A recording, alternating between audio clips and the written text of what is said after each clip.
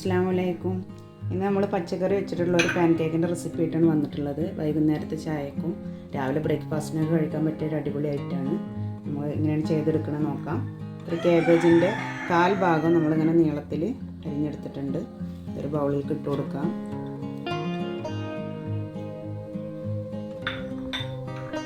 ക്യാപ്സിക്കത്തിൻ്റെ പകുതി എല്ലാം അങ്ങനെ നീളത്തിൽ അരിഞ്ഞെടുക്കുക.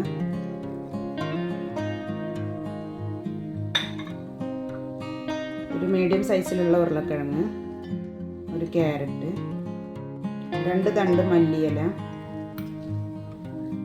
പച്ചമുളക് വട്ടത്തിൽ അരിഞ്ഞത്,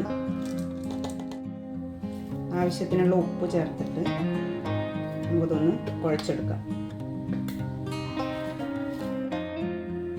പച്ചക്കറിയൊക്കെ കൂടെ നന്നായിട്ട് മിക്സ് ചെയ്തെടുത്തിട്ടുണ്ട്. ഇപ്പം നമുക്ക് 1 ടീസ്പൂൺ കുരുമുളക് പൊടി ഇട്ട് കൊടുക്കാം.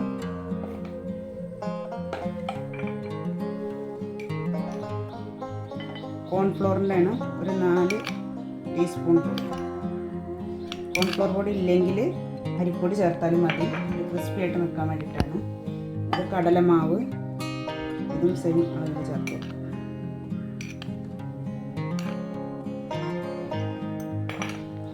എല്ലാം കൂടെ ഒന്ന് മിക്സ് ചെയ്തെടുക്കാം. കുറച്ച് വെള്ളം ചേർത്ത് കൊടുക്കാം. വെള്ളം കൂടി പോകരുത്. ഇതൊരു കുഴഞ്ഞ പരുവത്തിലായി കിട്ടണം.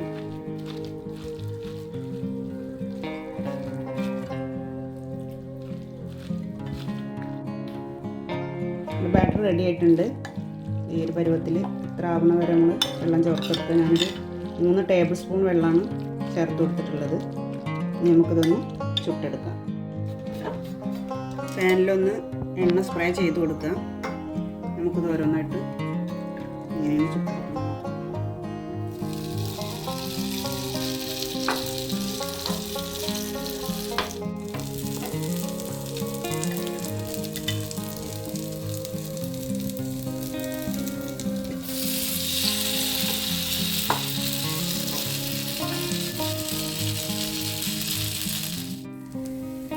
അടിഭാഗം ഒന്ന് റെഡിയായി തോന്നിക്കഴിഞ്ഞാൽ ഇതിൻ്റെ മേൽഭാഗത്ത് കുറച്ച് ഓയിൽ സ്പ്രെഡ് ചെയ്ത് കൊടുക്കുക. നമുക്കൊന്ന് മറിച്ചിട്ടിട്ട് ശാലോ ഫ്രൈ ചെയ്തെടുക്കാം.